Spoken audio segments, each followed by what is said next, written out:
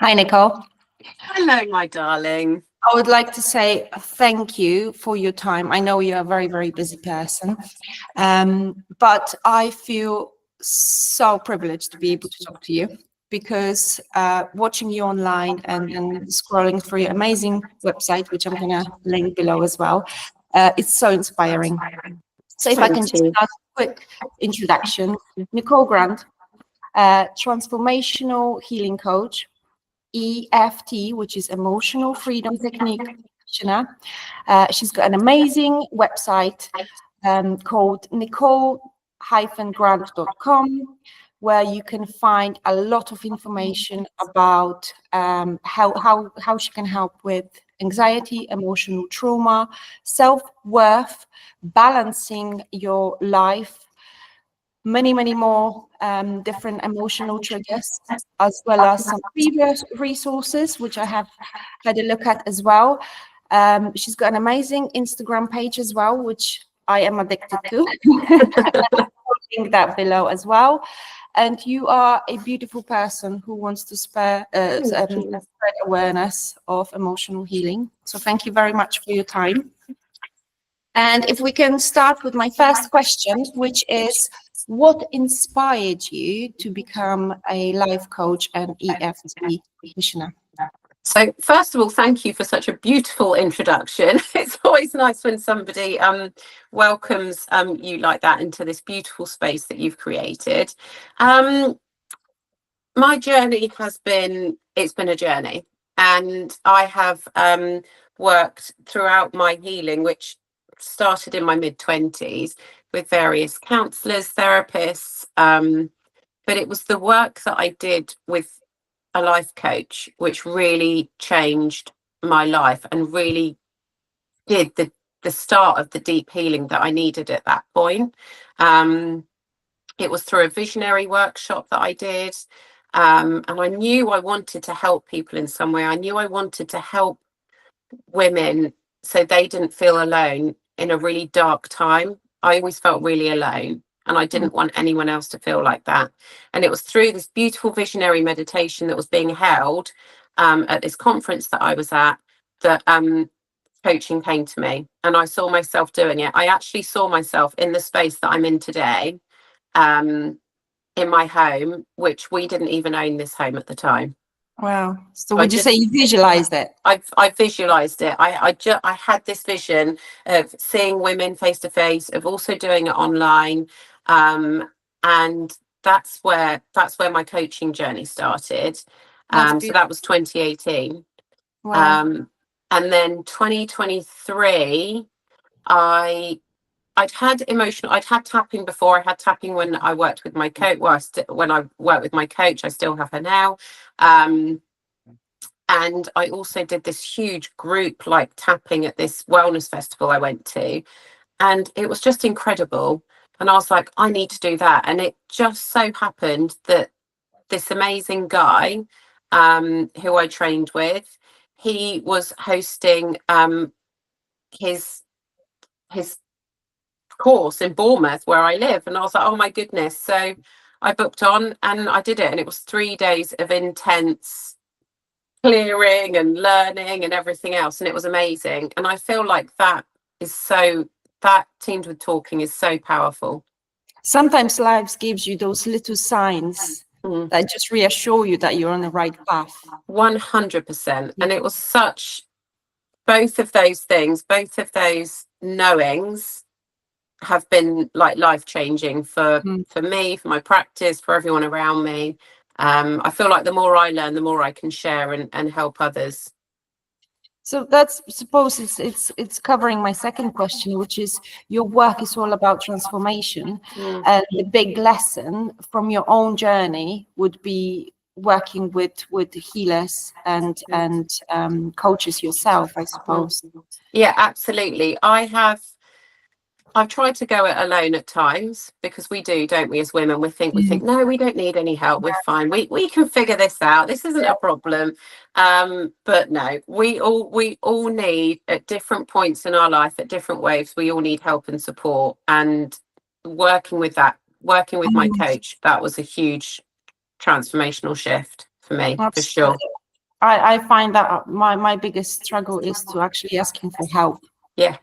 And the minute you break that, I don't know what it is, it's just like a wall that if you ask for help, you also showing vulnerability. Mm. And I think for me, that was a big shift to ask for help.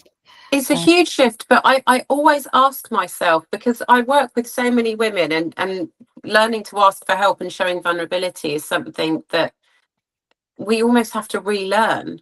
Mm. And I still can't figure out why women, I think it's our generation, because I feel like the women who are in their 20s now, they're asking for help left, right, and centre. Even Mm. some of my friends who have just turned 30, they're asking for help left, right, and centre. So I don't know what it is about us and Yeah. Yeah.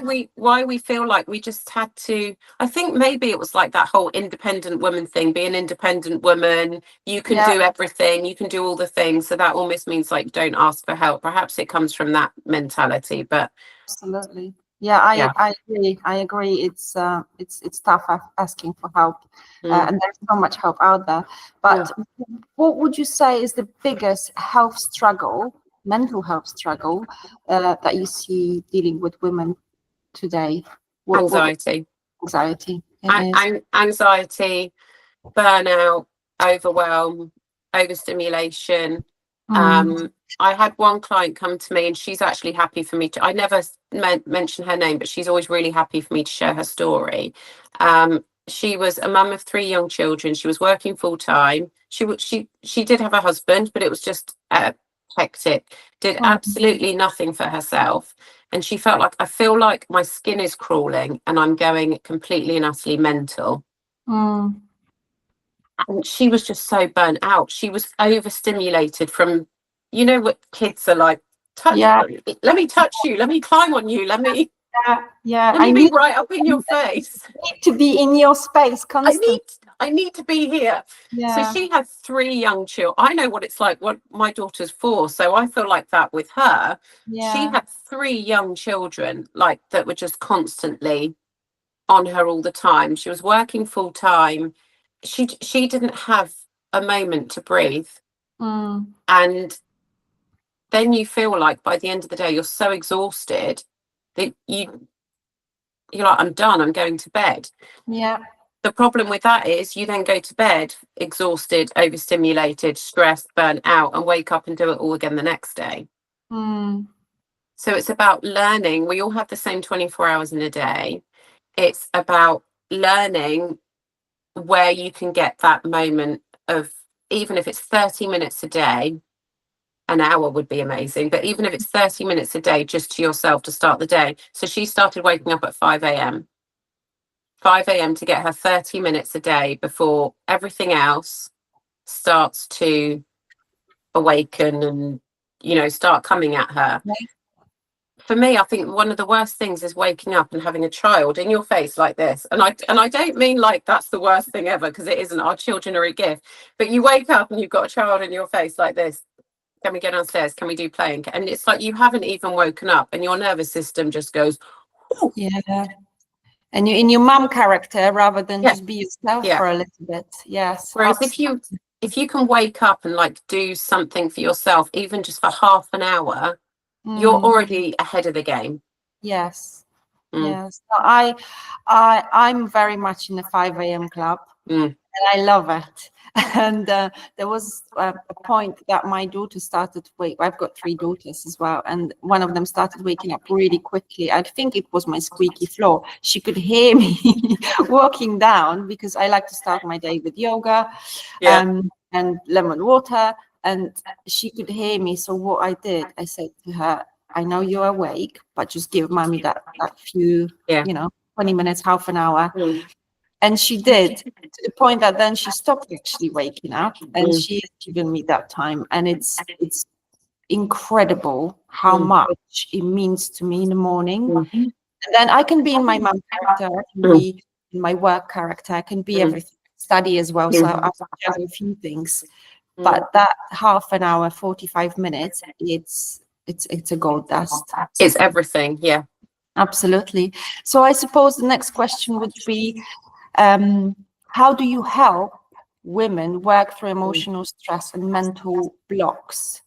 And something that they can stick to, because it's very easy to stick to our January resolutions, and then February hits and we all go on a mad one again. So would you say, what are the little tips that we can stick with?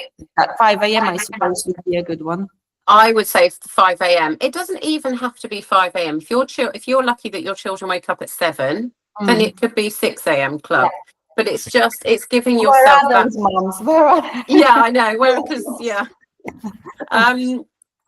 it's just getting yourself ahead of the game. Like I'm like you, I get up, I have a glass of lemon water with a bit of Celtic salt, and I do my somatic yoga, and I do all those things, and it just makes me feel so much better. And I got my husband on board. I said, look, I'm going to be terrible if I do not get this time for myself in the morning. And he's like, okay. Right, happy wife, happy life. For the better for the whole family. It is for the good of humanity that I have my time in the morning. So I think, sorry, if you can, like 5, getting some early morning time for yourself is, I think, key.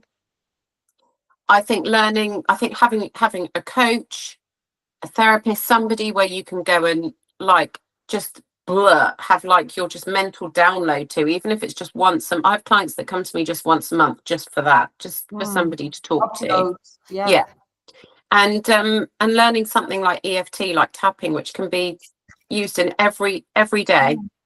Yes. Yeah. Absolutely. So would you say that one, if you had to pinpoint that one simple habit, would that be the half an hour to yourself? Yeah. To get your mental clarity. Early morning club. Early morning club. Yeah. Brilliant. Early morning club for sure. If you you're talking on your website and on your Instagram about journaling, it's quite a big part.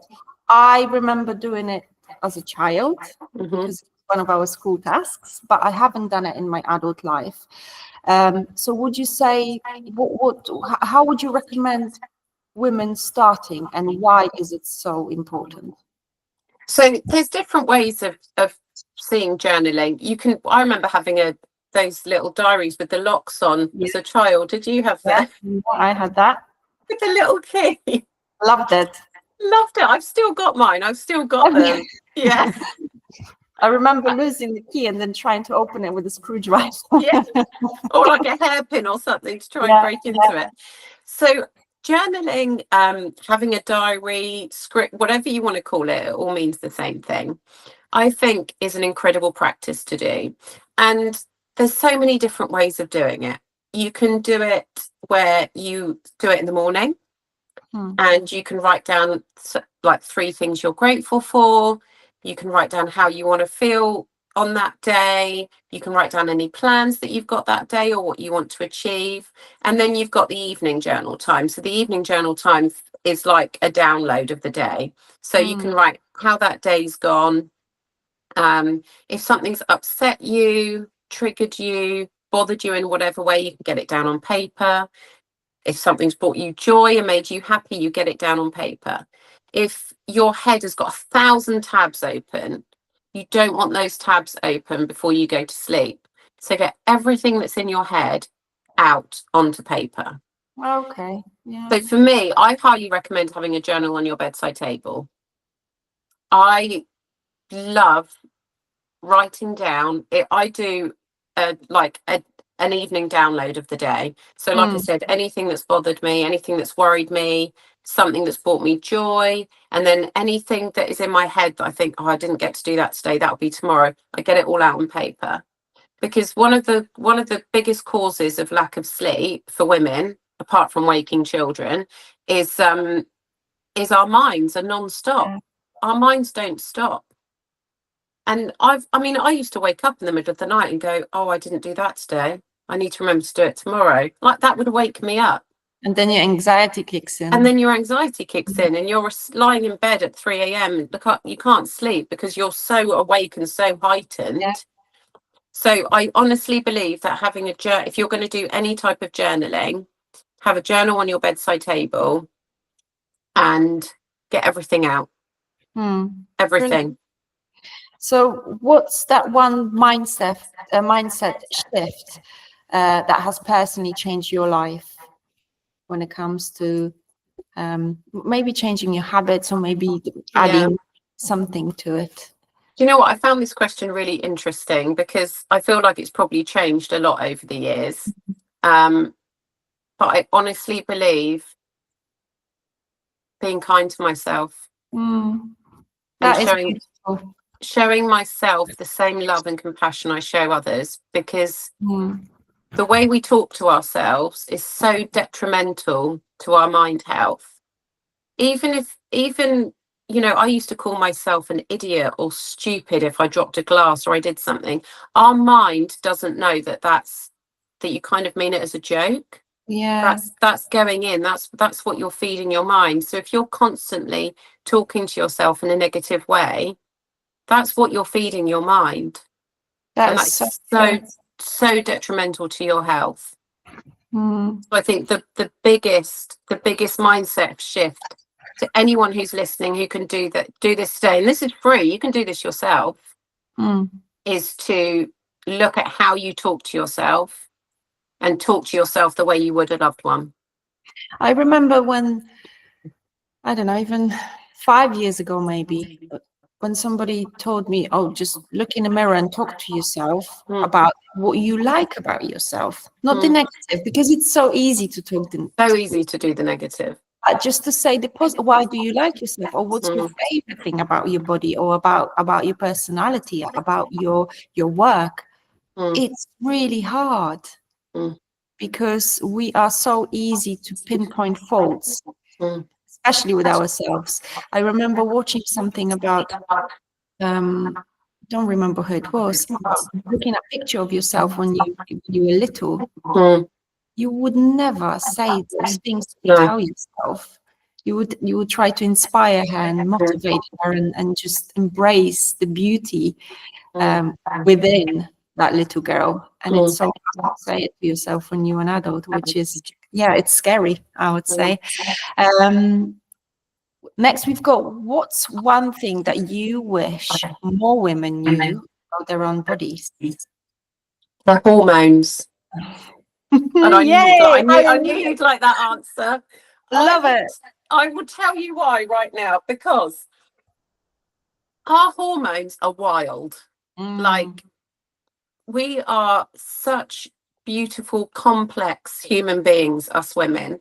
And we've always been told, oh, you're too emotional. Oh, it's your hormones. Oh, it's this time of the month. Oh, love when people say that. Yeah. And I honestly, I just do not understand, and I find it so frustrating. First of all, why we never ever learned about our cycle when we were growing up. About all the different phases. I listened to a podcast last year, and it was all about fasting to your cycle. So I listened to this podcast, and it was all about the different phases of our cycle. I learned that at 39 years old. Wow. Like, what? Why didn't we know that before? So I've learned that. I've learned all about the different phases. I've really got in tune with my body now. Like, the other day I was feeling a bit off, and I was like, oh, okay, yeah, I know why. I know why. And then I was like, why do I need more sourdough and loads of butter right now? And I'm like, oh yeah, okay, all right, I know why. And it's about really being in tune with your body and understanding your hormones and using them to your advantage. And I saw this thing last year where it says hormones are your superpower, and I was like, no, they're not. That's rubbish. Like, you know, but actually, if you really become in tune and learn all about you, they are your superpower. You just need to use them in the right way. And superpower and the worst enemy as well, because I remember there was a study done on women. They were to wear something that they feel really good in, a dress or a top and a jeans, whatever, something that makes you feel really good. And they were wearing the same outfit for different phases, of their cycle. Yeah. And it's incredible how the same outfit one day will make you feel super hot, super sexy, super feminine. And then on a different time of your cycle, it will make you feel horrible. Just kind of, that feeling that you just don't feel good in your own skin. And it was just down to your hormones and how they make you feel and how you see things in the same mirror with wearing the same clothing. It's crazy, isn't it? Yeah, absolutely. Crazy. So, how do you think women can take better control of their own health and their well-being? Physical, mental? Yeah. So first of all, in understanding your hormones, I think is key. Yep. And if you thumbs up. And if you feel like something is off, like find somebody to work with. I thought my hormones last September, I felt like they all of a sudden there was this huge shift. I just felt off. I can be open on here, can't I? Yeah, absolutely. Yeah. So my cycle was like off. All the day they were like gone down. It's a safe space. That's my new safe space. But like instead of my cycle being like 28, 30 days, it had gone down to like 20 days. I'd lost my sex drive. I felt gross, like brain fog, fatigue, all of these things. Now, if I'd gone to a doctor at the GP, I probably would have been told to go on HRT. 100%. For me personally, that's not my bag. So I decided to work with a homeopath who's also a kinesiologist, sent my hair off. She did all this testing, and she was like, it's actually not your hormones, it's all the other stuff that's going on that's affecting your hormones. Yeah. So I then did a 12-week got these tinctures, homeopathic tinctures. I did that for 12 weeks. Did another retest, and then I've just come to the end of my 12-week one. My cycle's gone back to 30 days. Brain fog has gone. I'm not falling asleep in the afternoon at like 2:00. My sex drive is back. Like, I just feel like me again. Yeah, you feel yourself. Yeah. It's incredible how we are seeking our first call, if we do feel off balance, would be to the GPs, but unfortunately they haven't got the same knowledge when it comes to, everybody is the same when it comes to kinesiology or homeopathy or naturopathy. You are treated as an individual, and I think that's a huge difference. They look, I love it because it's the holistic approach where you look as a whole person instead of just the symptom. It's like, it's not suppressing. It's diving deep. Yeah. It's the same way I work with my clients. They come in and they go, right, I've got chronic anxiety. How do I get rid of it? And I'm like, hang on a minute. First of all, the anxiety, this is up here. We have to get to the root cause. We have to get to underneath and figure out the whole picture before we can label anxiety. And it's the same way that I know that you work, and that any homeopath, naturopath work is, they're looking at you as a whole, and that's how medicine should be. Absolutely. So I think, understanding your hormones, but also finding and discovering through recommendations people that you know and trust to be able to rely on to be able to help you. Like I needed detoxing, so that was my thing. So people to help you do that in a natural way. Yeah. Brilliant. Fantastic. And touching a bit on menopause. So we know that menopause gets a bad reputation. I think it's the Western culture, because it's totally different in East Asia. But that's a different topic. But but it's a natural phase. We're all going to go through menopause. It's inevitable. We're all going to go through that in a different times of our lives. But how can women embrace it with more confidence? Because I think a lot of women, even thinking about menopause, feel less confident. They feel less. How can we tap into that? I think menopause has got a really bad rap. Especially in the media in like the last 4 years, maybe. It's something I've only sort of been thinking about as I turned 40. not that I'm planning on going through menopause anytime soon, but I think you just get to an age, don't you, where you think, oh, that, you know, and a lot of women I know have fell off and just gone on HRT like straight away, which that's their choice. That's absolutely fine.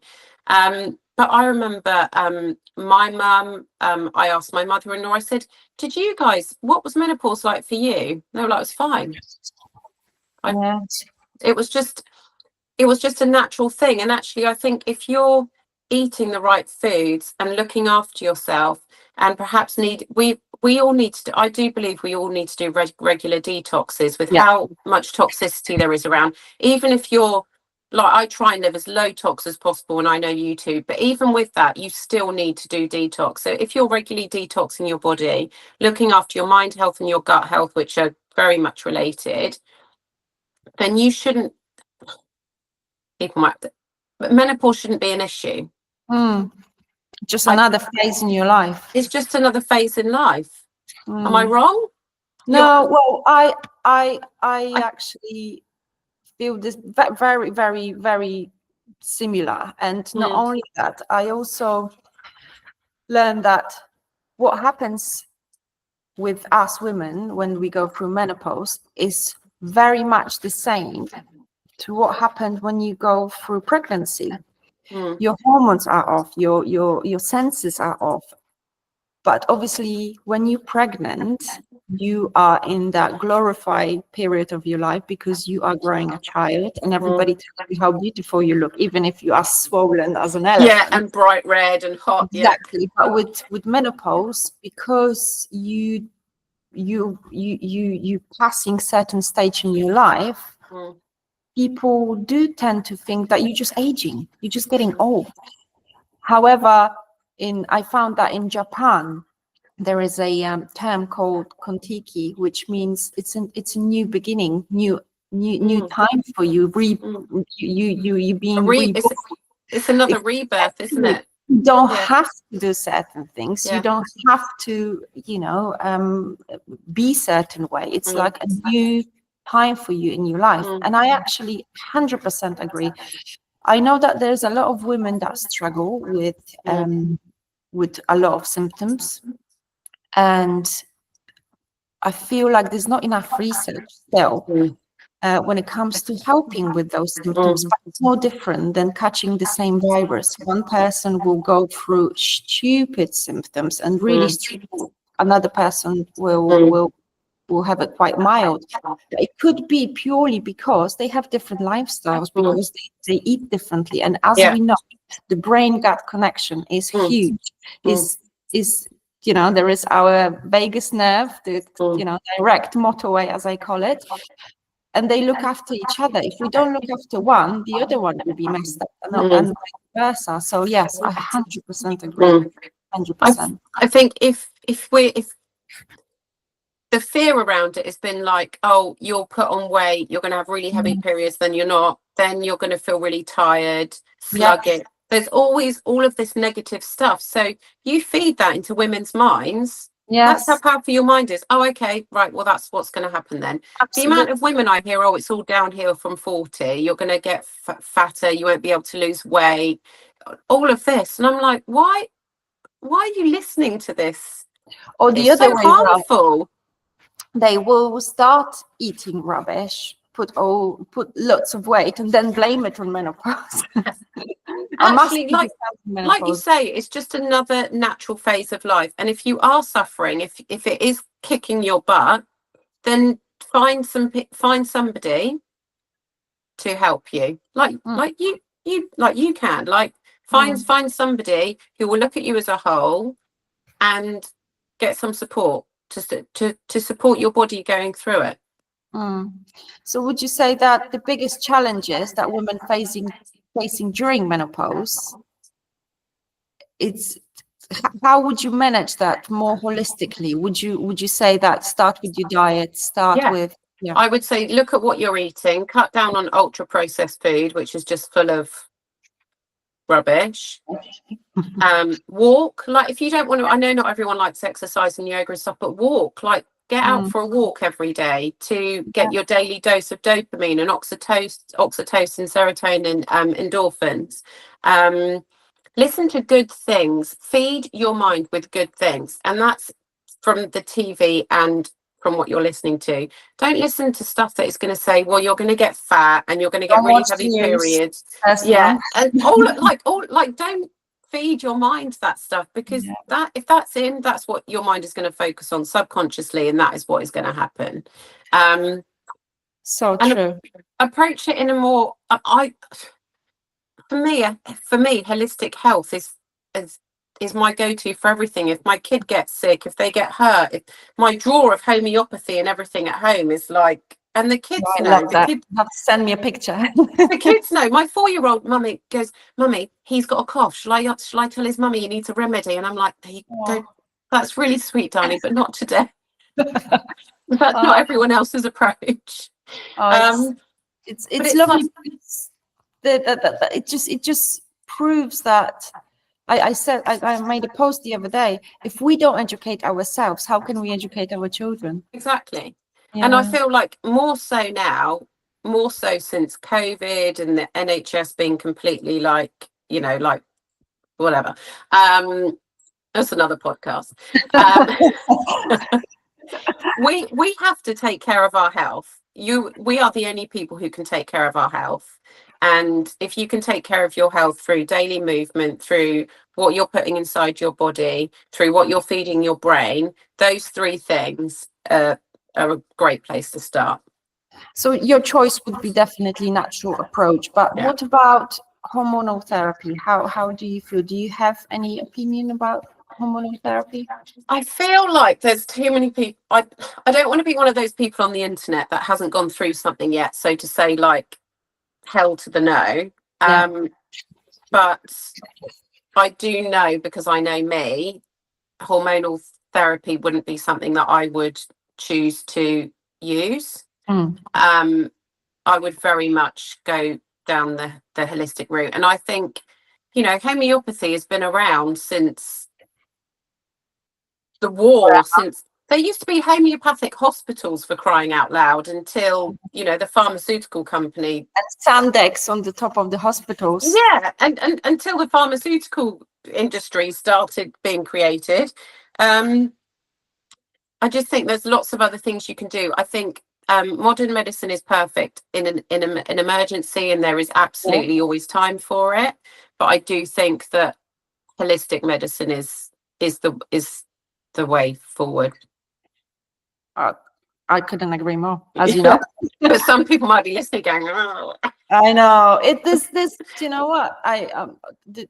Since my holistic journey and the way I healed myself, my mental health more than my body, there's something that I go by, and that's not everybody needs to like you, because you don't like everybody.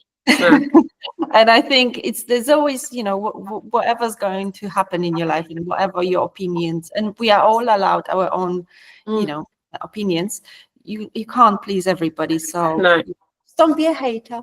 Don't be a hater. Exactly. So stress and burnt out, we touched on that a little bit, are huge these days. What's your go-to advice for women who feel mentally exhausted? To take a break. Honestly, I know that might be hard for some, especially if you're a single mum, or husband works away, or partner works away, or whatever it is. But just to try and take a break at any point that you can, whether that's in the evening, in the morning. If you have to ask for help from friends or family, just say, "Look, can you just have the kids on one of the weekends for me, so I can just go and have a day and not feel guilty." Absolutely. But you have to give yourself that time and that space to just remember who you are and reconnect with here. And something quite close to your heart then. So how can mindfulness and tapping help with staying mentally sharp? So with tapping, for those listeners who don't know, what you're doing is you're tapping on certain areas above, like, women's boobs. which is along your meridian lines. And what you're doing is you're tapping to, you can use it to, I use it with my clients a lot to clear emotional trauma and blocks, but you can use it in your daily life. You can use it. I've locked myself in the toilet before and just used it just to like do some breathing and some tapping just to calm down. So it's such an easy practice to learn. You can use it when you're feeling anxious, when you're feeling stressed, when you're feeling tired. Sometimes we wake up in a funk. I woke up the other morning and I was like, it was almost like I hated the world. And I was like, why have I woken up like this? So in the shower, I did some tapping just to clear that energy within me. And by the time I got out of the shower, I felt like a different person. It's all about clearing that stuck energy from within. And using that, you can use it to tap in positive affirmations, which I do with my son because he's really struggling with his self-worth at the moment. Well, he's a golfer and there's all the golf is such a mind game. So we use tapping for positive affirmations. You can use it for so many things, and it's a tool that you can learn and just and it seems so simple. It's so simple. Yeah, it's so simple. Like you said, it's homeopathy, naturopathy, kinesiology, Chinese medicine, meridians, holistic healing. It's been with us for years and it's not going anywhere. If anything, it's just proving how effective it is. So 100%. Okay, that's lovely. And are there any exciting new health trends or breakthroughs that women should be paying attention to that you know of? Or is there anything new on the market that we should be paying attention to? Not sure if there's one thing I will say is I delved into the world of fasting last year. All right. Yes. Which I did like. It did make it's controversial with women fasting, isn't it? There's so much good press equally and so much bad. Yes. You have to do it to your cycle. So that's what I will say. If you're going to fast as a woman, you have to do it to your cycle. So you have to learn about it. You can't just do it. Now, whilst I enjoyed it while I did it, it's not something I do right now. Because I felt like at the time when I was doing it, I was also quite stressed. So when you're fasting, you are putting some stress on your body. And if you've already got quite high stress levels, it's not the best thing to do. Tapping help with that as well. Tapping does help. Yeah. It's not the best thing to do. So I would say fasting has really been like in the talk of the town for like the last 12 months, I would say. So I would say if you are looking at doing that, just to do your research and make sure you do it to your cycle, make sure your cortisol levels aren't off the roof and that you're not stressed. Well, because I did read that eating as in your breakfast, lunch and dinner, it was created through the Industrial Revolution because you were eating in the morning, then you were going to work, you had the lunch break at work, then you were eating with the family. But we all different. It's the same as sleep hygiene. We all need to have our own patterns because some people might need 8 hours, some people are working perfectly throughout the day when they just sleep for 6 hours. So it's so it's so different. You have to, with all of this stuff, because there's so much noise about all these different things to try, isn't there? Is try them and find out what works for you. Absolutely. I think fasting is brilliant, but at that time I needed to stop because it just wasn't. It was almost having a negative effect on me rather than a positive. But for some of my friends who do it, you have to do it to your cycle, and it's incredible. So it's like with anything, you have to work out what works best for you because we're all so different. And that's when you really have to go inward and be in tune with your body and what your body needs. I eat intuitively now. And because I work for myself, I don't have to shove breakfast in my mouth before 8 o'clock before I have to leave the house. So my breakfast can be anywhere between 8 and 11 a.m. And you just listen to your body. I just listen to my body. I don't have coffee on an empty stomach anymore because I was doing that. And then I, do it, don't do it, do it, don't do it. It didn't work for me, so I don't do it now.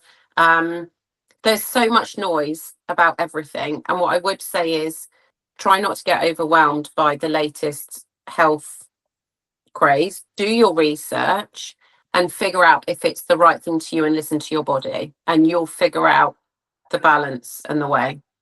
So if there was one thing that you could, you would advise to women they can change when it comes to their approach to a healthy lifestyle, will it be not taking everything on board that they listen to? Or We are so heavily influenced now, aren't we? yes, Like, honestly, every week different trend. I get overwhelmed at times, and I'm like, what do you do? Eat protein, don't eat protein. Fast, don't fast. Drink coffee don't drink coffee on an empty stomach. Eat breakfast, don't eat breakfast. Like, take this supplement, no, don't take that supplement. It's like, what? And first of all, cut out all the noise. And honestly, just go back to basics and listen to what your body needs. If you feel like you need vitamin C, extra vitamin C in the winter because you get run down, then take extra vitamin C. For me, like, I know I need magnesium. So I take magnesium, like, that's my non-negotiable. And I do, like, I've done lots of research into different mushrooms and stuff, so I love using those. But again, it's all been trial and error. Yeah. It's trial and error. So don't get bogged down by trying every single thing that you're getting influenced by. Don't get bogged down and get influenced to buy every single supplement that is like the hype of the week, because A, it may not work for you, and B, it's expensive. And if you can, work with somebody. Like, work with somebody who can actually... And do research about them as well. Do research and work with somebody who can actually see you as a whole person instead of you doing the guesswork. Absolutely. So women in different stages of their lives, like 20s, 40s and beyond, what's one piece of advice you would love them to hear from you as a holistic healer? To go back to my 20s when I didn't care and I used to drink like a fish. The 20-year-olds aren't like that, though, I don't think. I've got a couple of clients who are in their 20s and none of them drink. They all exercise. I think drinking becomes the new smoking. It's like, nah, it's not. Yeah. No. Which is great. It is great, really good. It's like a completely different shift now, isn't it? Yes. Women in their 20s, what do I say to I think I just it's about listening to your body, and instead of being so disconnected from who we are, which is what it's almost designed to do, is we're almost designed and programmed to disconnect to who we really are and what we really need and what we want. And I think it's about coming back to ourselves, isn't it? It's about listening to that gut feeling, listening to that intuition that is within us, and following that, and not listening to all the noise that is around us all the time, more so now. Going inwards. That is really lovely. Going inwards and being kind. I have got my two last questions, which are, I'm very interested about the answers. Okay. If you could relive one moment from your life, what would it be and why? One moment.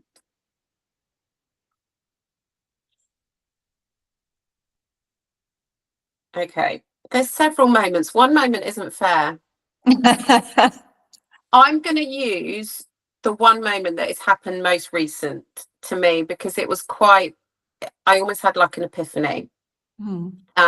Now, I've always, not always, because I don't anymore, but I didn't realise this, but through the work I've done, I always thought love was conditional. So for somebody to love me, I thought there was always had to be a condition attached to it. And it's something I've worn for like almost 40 years, up until about the last 6 months. And it was even down to, if my husband would come and give me a hug, I'd be like, what do you want? Yeah, we're all guilty of that. We all think like that, yeah. but a lot's happened in the last year, and I've done a lot of healing. And it was my 40th birthday at the end of January, and my husband and my two friends organised a party for me. And everyone who was invited turned up. Everyone who I loved was in one room. And I just stood back and I just looked at everyone. Everyone was having a good time. They're all from different groups of people, but just like all coming together. And For I just you. stood for me. And I just thought, they're all here for me. They don't expect anything here from me. And they're here because they want to be. That is And lovely. that was I'm getting goosebumps again. I felt so loved and so blessed. Mm. And I've never had that feeling before. And it was because of all the crap that was within me that just needed to like be cleared and to come out and to work through, that allowed me to have that feeling. And I'll never forget just stood in that room, just looking at everyone and just having that feeling. But you are a beautiful person, so I can see why they would be there for you. Oh, thank And you. just have to take a mental picture and have that always in your mind. Always. It's right here, because it was just, it was a really defining moment for me in my journey. That's beautiful. So the last question, where is your happy place? Where is my happy place? This is going to be really boring, but it's wherever my husband and my kids are. So if that's not boring, it's not boring at all. If we're at home, if we're on holiday, wherever, if I'm with my husband and my kids, that's my happy place. But isn't it beautiful that your happy place can be everywhere? Yeah, because it doesn't have to be like, as long as I've just got my husband, my son and my daughter, that's like our little circle. That is beautiful. And on that note, I would like to thank you very, very much for your time. And also, I think we all have to remember something that you said at the very start, which is, let's be kinder to ourselves. Let's appreciate ourselves. Let's take time, guilt-free. Guilt-free.